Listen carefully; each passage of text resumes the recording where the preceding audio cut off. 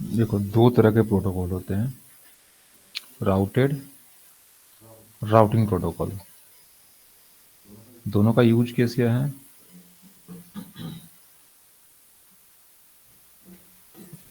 used by router to move packet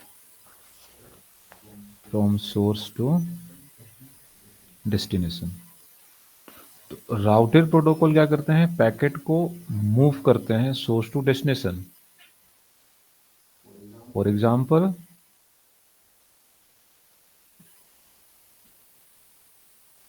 IPv4, IPv6। तो अभी तक हम क्या कर रहे हैं? IPv4 यूज करते आ रहे हैं ना, ठीक है? उसी के बिहाफ पे तो पैकेट मूव करता है, जहां पे हमारा एक सोर्स एड्रेस होता है और एक डेस्टिनेशन एड्रेस होता है। बट राउटिंग प्रोटोकॉल का यूज केस अलग है। Used by router to exchange routing information. Means कि एक दूसरे के पास जो कनेक्टेड नेटवर्क्स हैं, उनको एक दूसरे से क्या करते हैं? वो शेयर करते हैं, ठीक है? तो शेयर करने के लिए कौन सा प्रोटोकॉल यूज करेंगे? राउटिंग। बट कहीं से कहीं जाना होगा तो उसके लिए कौन सा प्रोटोकॉल यूज होगा? Routed protocol. राउटिंग प्रोटोकॉल के दो कैटेगरी हैं, IGP and EGP।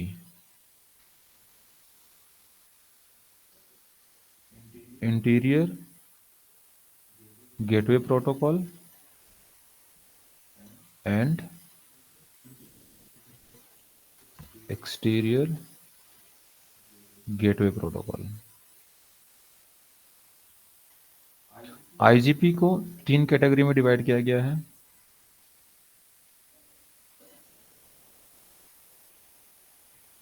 Distance vector,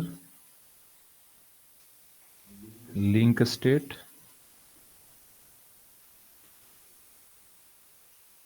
and hybrid.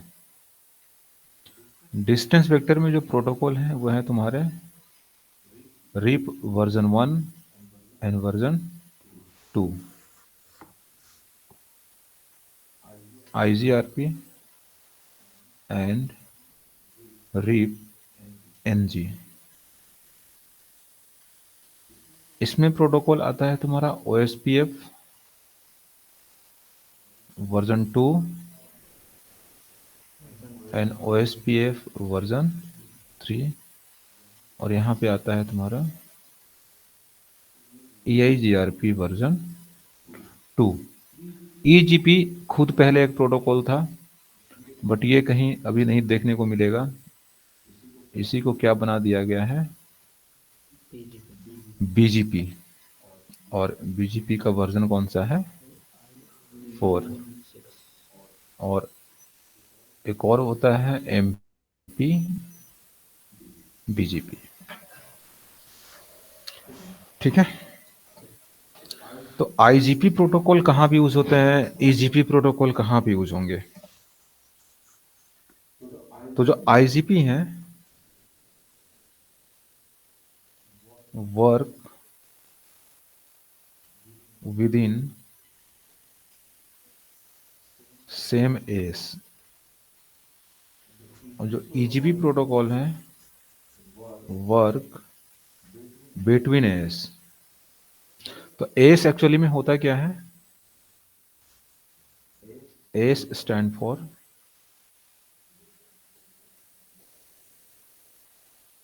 Autonomous system. ये एक नंबर है, ठीक है, जो हर कंपनी को असाइन किया जाता है, जिसका रेंज होता है 1 से लेके 65,535 तक। ठीक है, तो एक्चुअली में ऑटोनोमस सिस्टम नंबर होता क्या है, तो इसको बोलते हैं group of device under single technical administration. Means कि ऐसा ग्रुप ऑफ डिवाइस जिसपे सिर्फ और सिर्फ एक सिंगल ऑर्गेनाइजेशन के राइट्स होते हैं। जैसे मान के चलो एक रिलायंस कंपनी है, ठीक है, और एक एयरटेल कंपनी है। तो रिलायंस का अपना एक नेटवर्क है, ठीक है, एयरटेल का अपना नेटवर्क है। यहाँ पे इनके डिवाइसेस लगे होंगे, यहाँ पे इनके डिवाइसेस लगे होंगे। तो एयरटेल के नेटवर्क में जितना भी डिवाइसेस हैं उस पर राइट्स किसके हैं, एयरटेल का। कोई और बंदा तो उस पर जाके कुछ भी कॉन्फ़िगर नहीं कर सकता है ना, उसके जो ऑथराइज्ड पर्सन्स होंगे, इंजीनियर्स होंगे, वही काम करेंगे। ठीक है, तो इसको बोलते हैं एक एस। ठीक है, उसी तरह यहाँ पे डिवाइसेस हैं, तो ये जो ग्रुप मिल के बनेगा एक एस। तो मान के चलो इसको एस नंबर मिला 100, इसको मिला 200 एस नंबर। तो विद इन एस मीन्स कि एस नंबर 100 के अंदर जो डिवाइसेस लगे हैं इनके बीच कम्युनिकेशन तो करवाओगे ना। तो यहाँ पे कम्युनिकेशन के लिए प्रोटोकॉल यूज होता है वो आईजीपी। और डिफरेंट एस के बीच कम्युनिकेशन कराने के लिए मीन्स कि एस 100 का जो डिवाइस है वो 200 से भी कम्युनिकेशन कर सके, तो उसके लिए प्रोटोकॉल यूज होता है टीसीपी। विद इन में अपने आप में। हाँ, हाँ, ठीक है। अब मान के चलो एयरटेल का सिम यूज कर रहे हो, तो क्या रिलायंस का वेबसाइट एक्सेस नहीं कर लेते हो, कर लेते हैं। कर लेते हैं ना। इट मीन्स कि एयरटेल के पास इनकी इन्फॉर्मेशन होगी तब ना। मीन्स कि रिलायंस वाला इन्फॉर्मेशन एयरटेल के साथ एक्सचेंज किया होगा, एयरटेल की इन्फॉर्मेशन रिलायंस के साथ एक्सचेंज किया होगा। ठीक है, तो अब एक आईएसपी है ये, रिलायंस एयरटेल क्या है, आईएसपी है। और एक आईएसपी या किसी ऑर्गेनाइजेशन के पास जो इन्फॉर्मेशन होती है बहुत बड़े लेवल पे होती है, डेटाबेस बहुत ज़्यादा बड़ा होता है उनका। तो आईजीपी प्रोटोकॉल लार्ज डेटाबेस को हैंडल नहीं कर सकते हैं। तो उसके लिए यहाँ पे जो आता है प्रोटोकॉल ईजीपी, जिसमें बीजीपी इन्वॉल्व होता है। ठीक है, स्टैटिक में हम क्या कर रहे थे कि जैसे ये 1.0 प्रोटोकॉल है, इसके साथ एक लैन कनेक्टेड है और इसके साथ एक लैन कनेक्टेड है। तो R1 के पास किसकी इंफॉर्मेशन होगी, R1 के पास अच्छा R1 के पास R2 की इंफॉर्मेशन हो जाएगी। R2 के पास किस किस नेटवर्क का इंफॉर्मेशन होगा, 3.2 R1 के पास किस नेटवर्क की इंफॉर्मेशन होगी, कितने नेटवर्क कनेक्टेड है यहाँ पे। तो R1 से कौन कौन कनेक्टेड है, फिर R2। मैं राउटर की बात कर रहा हूँ, 2.0। मैं नेटवर्क की बात कर रहा हूँ। तो R1 से कौन कौन नेटवर्क कनेक्टेड है, 2 और 1। तो जो कनेक्टेड होगा उसी की इंफॉर्मेशन ना इसके पास होगा, और किसकी इंफॉर्मेशन नहीं होगी। 3। तो हम स्टैटिक में क्या करते आ रहे थे, 3 की इंफॉर्मेशन यहाँ पे ऐड कर रहे थे ना। उसी तरह R2 में किसको ऐड करेंगे, 2 की इंफॉर्मेशन। बट ये चीज़ हम मैनुअल कर रहे थे। कल को गए अगर हमारा नेटवर्क ग्रो होता है और एक नया राउटर आता है नेटवर्क में, और एक नया लैन यहाँ पे कनेक्टेड होता है, तो क्या करोगे, हर राउटर में लॉगिन करोगे और मैनुअली रूट्स को ऐड करोगे। अगर यहाँ से ये डिलीट होता है तो हर राउटर में लॉगिन करोगे और रूट्स को मैनुअल वहाँ से डिलीट भी करोगे। ठीक है, जो कि एक बहुत टाइम टेकिंग प्रोसेस है, और यहाँ पे ऑटोमेटिक अपडेशन का कुछ मैकेनिज्म नहीं है। तो इसके पास जो इन्फॉर्मेशन है 1.0, और 2.0, इसके पास इंफॉर्मेशन है 10 और 3.0। ठीक है, तो डायनेमिक में क्या होता है कि अब R1 देखो, R1 में किसको ऐड कर रहे थे, 3 को, मीन्स कि डेस्टिनेशन को हम ऐड कर रहे थे यहाँ पे। डायनेमिक में क्या होता है कि राउटर को किसी न किसी प्रोटोकॉल के थ्रू, ये जो प्रोटोकॉल्स के नेम देख रहे हो ना, इस प्रोटोकॉल के थ्रू जो ये डायरेक्टली कनेक्टेड नेटवर्क है ना, उसको एडवर्टाइज करवाते हैं। मीन्स कि क्या करवाते हैं, एक्सचेंज करवाते हैं, शेयर करवाते हैं। मीन्स कि R1 अपनी इंफॉर्मेशन किसके साथ शेयर करेगा, R2 के साथ। तो R2 के पास क्या इंफॉर्मेशन आया, 1.0 और, अब ये देखेगा कि इसके पास किस किस की इंफॉर्मेशन है। 1 का ऑलरेडी है, ठीक है, तो उसको अपडेट नहीं करेगा। अब देखेगा 2 का भी आया है, तो 2 इसके राउटिंग टेबल में नहीं है, तो ये क्या कर लेगा यहाँ पे। उसी तरह R2 अपनी इंफॉर्मेशन किसके साथ शेयर करेगा, कौन कौन आएगा यहाँ पे, 1 और 3, तो 1 को इग्नोर करेगा और 3 को ऐड करेगा। ऐड कर लेगा। तो अब देखो दोनों राउटर के पास सेम इंफॉर्मेशन हो गया, तो ये काम यहाँ पे ऑटोमेटिक होता है। कल को गए यहाँ पे अगर नया राउटर भी कनेक्टेड होता है, तो बस इसको बता देना है कि इस नेटवर्क को तुम शेयर करो, तो इससे जो कनेक्टेड नेटवर्क है यहाँ पे आएगा, और ये ऑटोमेटिक यहाँ आगे सेंड कर देगा। तो यहाँ पे मैनुअल अपडेट करने की जरूरत नहीं है। ये फायदा है डायनेमिक राउटिंग में। तो स्मॉल नेटवर्क के लिए स्टैटिक राउटिंग ठीक है, जहाँ पे 2 4 10 राउटर है, मैनुअल मैनेज कर लोगे। और जहाँ पे 100 राउटर 200 राउटर यूज हो रहे हैं, कितना मैनुअली लॉग इन करते रहोगे राउटर में। ठीक है, तो डायनेमिक राउटिंग जो है एक बड़े नेटवर्क के लिए ज्यादा सूटेबल है, और यहाँ पे प्रोटोकॉल यूज होता है।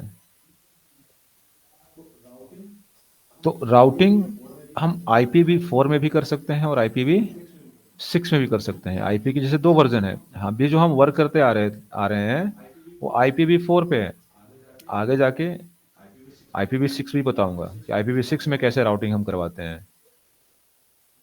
ठीक है, तो ये जो प्रोटोकॉल्स हैं तुम्हारे, ये रिफ वर्जन 1, OSPF वर्जन 2, ठीक है, और ये EIGRP, ये काम करते हैं किसके साथ, IPv4 के साथ। और ये वाला जो है रिप NG, OSPF वर्जन 3 और EIGRP वर्जन 2, ये यूज करता है IPv6 के साथ। मीन्स कि IPv4 में जब रिप कॉन्फ़िगर करोगे तो उसका वर्जन 1 वर्जन 2 होता है, लेकिन वही रिप अगर IPv6 में कॉन्फ़िगर करोगे तो उसको हम क्या बोलते हैं, RIP NG, RIP next generation. OSPF का यहाँ पे वर्जन 2 होता है, यहाँ पे वर्जन 3 होता है। EIGRP का वर्जन 2 ही होता है। IGRP ये आउटडेटेड प्रोटोकॉल है, ये कहीं यूज नहीं होता है। IGRP की एडवांस वर्जन कौन है यहाँ पे, EIGRP। ठीक है, उसी तरह EGP में BGP जब यूज करोगे IPv4 के साथ तो वर्जन 4 यूज होगा, और IPv6 के साथ यूज करोगे तो BGP का कौन सा है, MPBGP, मल्टी प्रोटोकॉल BGP। ठीक है,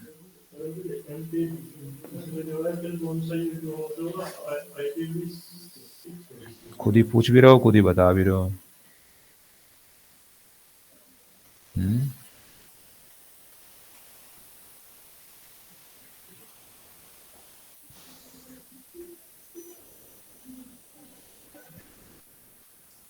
ठीक है, बट हमारे जो CCNA सिलेबस में है ना, रीप है ना EIGRP है, सिर्फ और सिर्फ क्या है, OSPF है।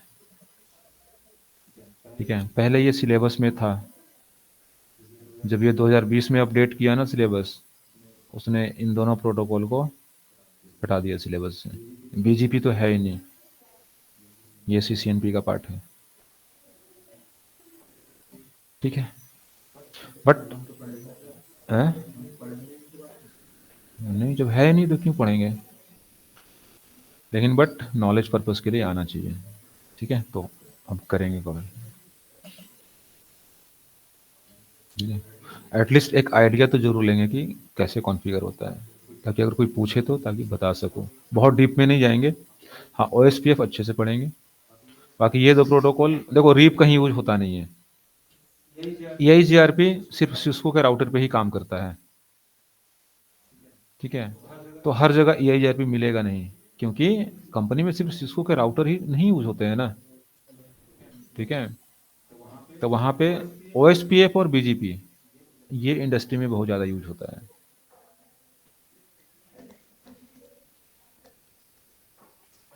ठीक है, अब इस सिनेरियो को देख के बताओ अगर कुछ डाउट है तो। कुछ प्रोटोकॉल समझ में नहीं आया, एस नहीं समझ में आ रहा है, टाइप समझ में नहीं आ रहे हैं,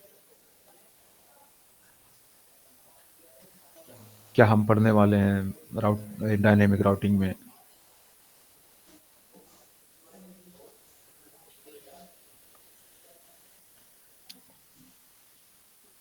राउटिंग वाला आई थिंक पीपीटी शेयर नहीं किया मैंने ना। कर दिया था, ये लो। कर दिया था। हाँ, अच्छा अच्छा, ठीक है। ठीक है, तो उसमें है ये सारा कुछ। मैट्रिक्स वगैरह सारे डाल दिए। हम्म। देखो, इतना आसान नहीं है। पढ़ाई में हर किसी को मन नहीं लगता है। मन तो हमें भी नहीं लगता है पढ़ने में। पढ़ने का मन किसको करता है किसी को? हैं?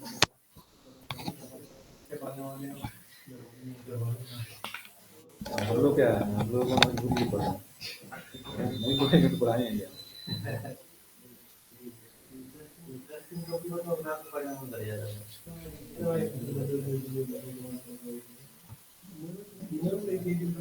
जो आईजीपी है, ये हमारा लैन के लिए सुटेबल होगा नहीं।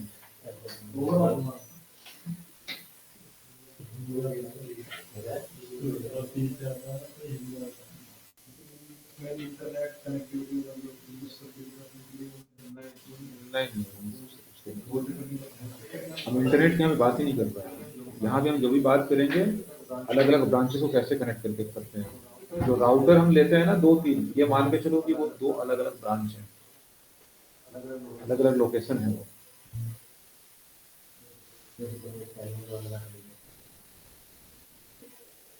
ठीक है, चलो। स्टैटिक राउटिंग जब हम कॉन्फ़िगर कर रहे थे और जब रूट को ऐड कर रहे थे तो उसको गेटवे बता रहे थे। इसकी उसको हम पाथ बता रहे थे कि तुमको वहां तक कैसे पहुंचना है। बट डायनेमिक राउटिंग को तो हम बताते ही नहीं है, वो कैसे बेस्ट पाथ सेलेक्ट करते हैं। ठीक है, तो वो बेस्ट पाथ सेलेक्ट करते हैं इसके बेस पे।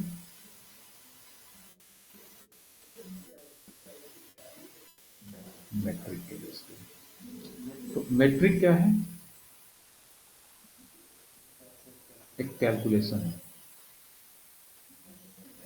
It is a calculation used by router to select best path। अगर कहीं जाने के लिए मल्टीपल पाथ अवेलेबल हैं तो उनमें से जो बेस्ट होगा राउटर उसी को सेलेक्ट करता है। तो किस बेस पे सेलेक्ट करेगा? मेट्रिक के बेस पे। और मेट्रिक क्या है? एक कैलकुलेशन है। जब कैलकुलेशन करते हैं तो उसमें कुछ चीजें इन्वॉल्व होगी ना। कैलकुलेशन किसका करेगा? तो यहाँ पे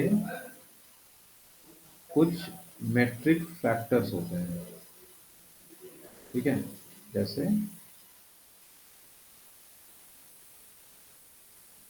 होप काउंट,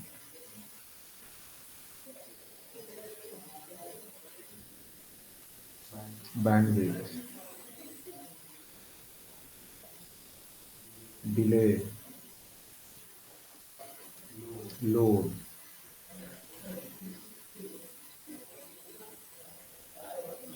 रिलायबिलिटी, MTU, ये कुछ चीजें हैं जब प्रोटोकॉल मेट्रिक कैलकुलेट करता है तो इसको इन्वॉल्व करता है। अब ये डिपेंड करता है प्रोटोकॉल्स पे कि कौन क्या इंक्लूड करेगा। होप काउंट का मतलब क्या होता है? Number of gateway between source to destination.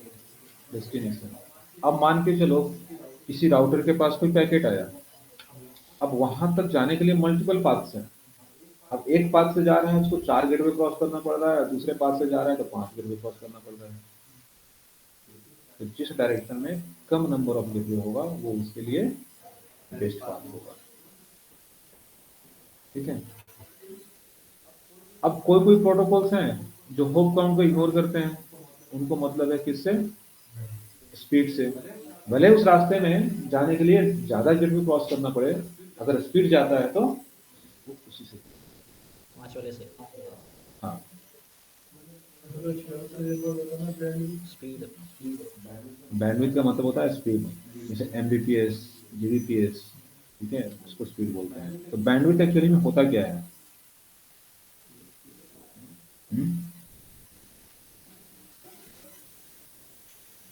Amount of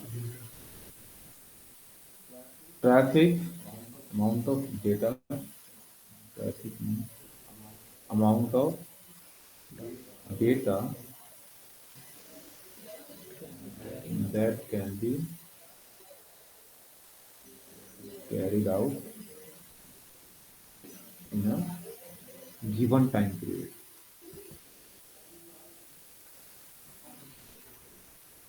ठीक है। तो बैंडविड्थ की मेजरमेंट किसमें होता है?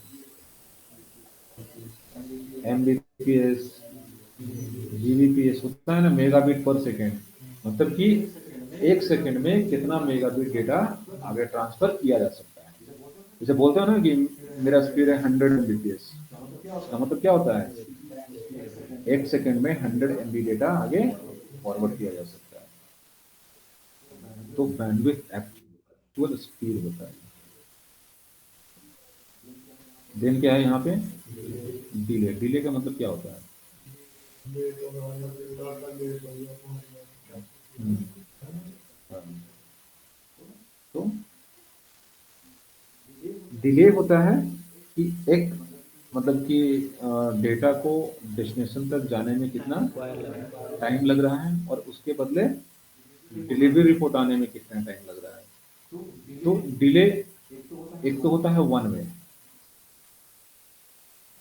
वन वे मतलब कि एक ही साइड पे सोर्स टू डेस्टिनेशन। दूसरा डिले होता है टू वे, मतलब कि वापसी भी आता है। Source to destination to source. Source. सोर्स से गया डेस्टिनेशन और डेस्टिनेशन सोर्स को डिलीवरी रिपोर्ट दिया कि यह तुमने जो भेजा है वो मैंने रिसीव कर लिया। ठीक है। अब मान के चलो कि मेरा कोई 10 KB का डेटा है, वो डेस्टिनेशन तक पहुंचने में मान के चलो पहुंचा कितना बजे? 11:28 में। दूसरा डेटा सेंड किया, वो पहुंचा 11:30 में। तीसरा डेटा पहुंचा 11:31 में। तो दो डेटा पहुंचने के बीच कुछ डिले नजर आ रहा है। ठीक है। 2 सेकंड, 1 सेकंड। नहीं, मिनट में है ये। ठीक है, 2 मिनट का है, 1 मिनट का है। ठीक है। तो इसको बोलते हैं क्या हम? जिटर। Variation between delay. ठीक है। इसके जो डिफरेंट डेटा अलग अलग टाइमिंग में पहुंच रहे हैं उनके बीच का जो डिफरेंस है ना टाइमिंग का, उसको क्या बोला जाता है? जिटर बोला जाता है। हाँ, जितना डिफरेंस है टाइमिंग का। साइज तीनों का ये 10 KB होगा। साइज कुछ भी हो सकता है डेटा का। तो साइज वेरी कर रहा है, साइज वेरी कर देगा। जो डेटा फॉर्मेट दे रहा है उस चीज को हम हाँ। नहीं, सोर्स से डेस्टिनेशन तक पहुंची, डेटा जब सोर्स से डेस्टिनेशन तक जा रहा है ना उसको डिले बोलते हैं।